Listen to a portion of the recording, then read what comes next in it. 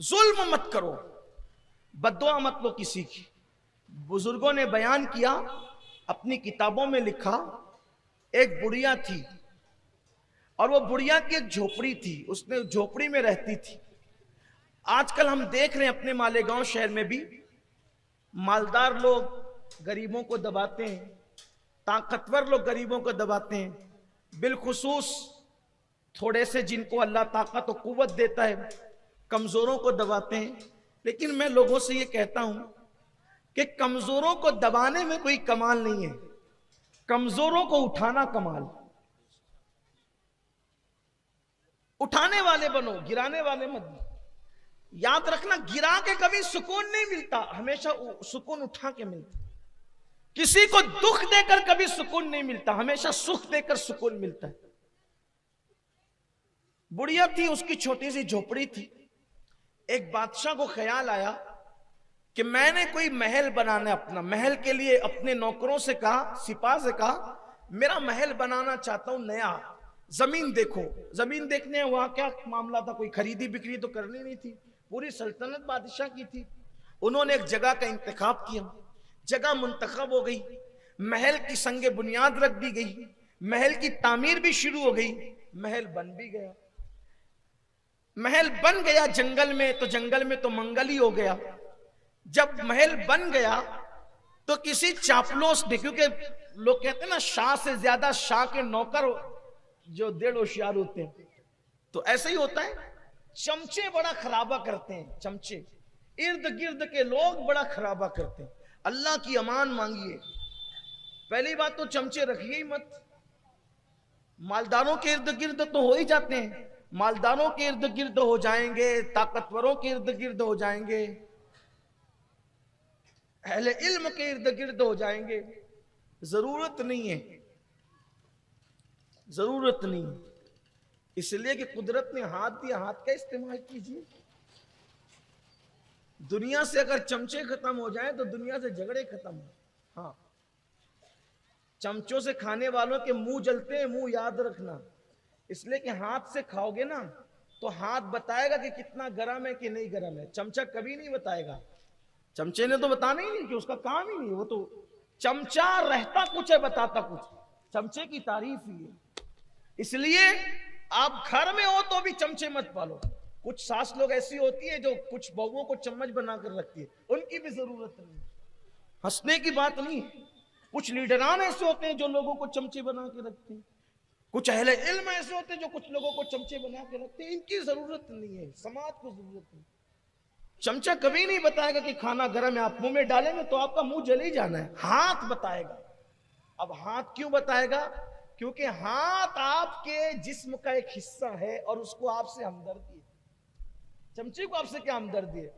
ना वो आपके जिस्म का हिस्सा है, ना वो आपके वजूद का हिस्सा है। वो तो बना किसी और फैक्ट्री में, आप बने कहीं और है। बहरहाल अब मैं चमचे पर ही बात करूं तो भी कुछ चमचों को भी बुरा लगेगा ना, तो छोड़ दीजिए, बात तवील ना हो।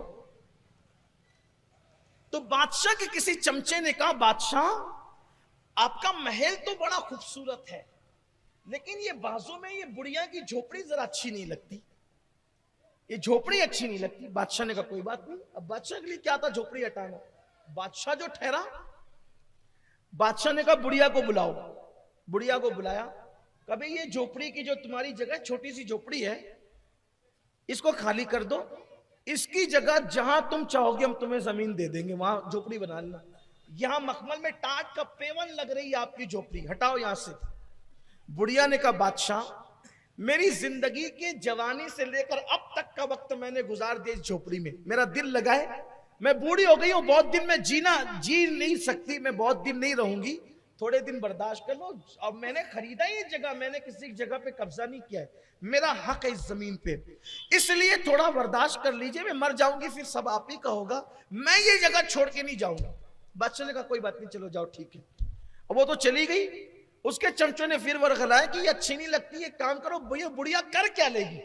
याद रखना, हर जुल्म करने वाला ये सोचता है कि ये कर क्या लेगा, वो कुछ नहीं करेगा, वो कमजोर है, वो कुछ नहीं करेगा, लेकिन उसका जो रब है वो बहुत ताकत वाला है, ये मत भूलना कभी। जुल्म करने वालों को ये कभी मत नहीं भूलना चाहिए कि इंसान कमजोर है, मगर उसका रब, उसका खुदा बहुत ताकत वाला है, वो बहुत कुव्वत वाला है, वो बहुत गैरत वाला है। बुढ़िया के मुतालिक चमचों ने कहा वो कर क्या लेगी? बादशाह बेकायम में कहा तोड़ो उसकी झोपड़ी। उसकी झोपड़ी तोड़ दी। बुढ़िया भीख मांगने गई थी, जब वापस आई तो देखा कि झोपड़ी नहीं है। सोचा कि मैं कहीं गलत, बूढ़ी थी, गलत जगह तो नहीं आ गई, लेकिन फिर कहा कि अरे इसी के महल के साए में तो मेरी झोपड़ी थी। तोड़ दी इन लोगों ने। खुदा का करना, झोपड़ी का टूटना था कि बरसात शुरू हो गई। बरसात हुई, ऐसी ठिठरी वो बुढ़िया, और रात पूरी उसने सर्दी, कड़ाके की सर्दी में गुजारी। और उस सर्दी के बाद उसको आया गुस्सा, और गुस्सा आया, वो कर क्या सकती थी? दिल से फरियाद निकली, आसमान की तरफ निगाह उठी, मौला मैं यहां से गई थी, तू कहां था? उसके मजलूम के, अल्लाह के रसूल अलैहिस्सलाम फरमाते हैं मजलूम की दुआ और अल्लाह रब्बुल इज्जत के इजाबत में कोई पर्दा नहीं होता।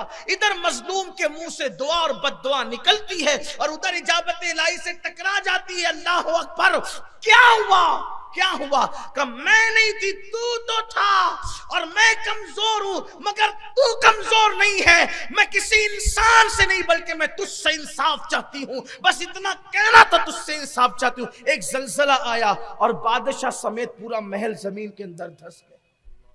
ये बद्दुआ का नतीजा, ये बद्दुआ का नतीजा है।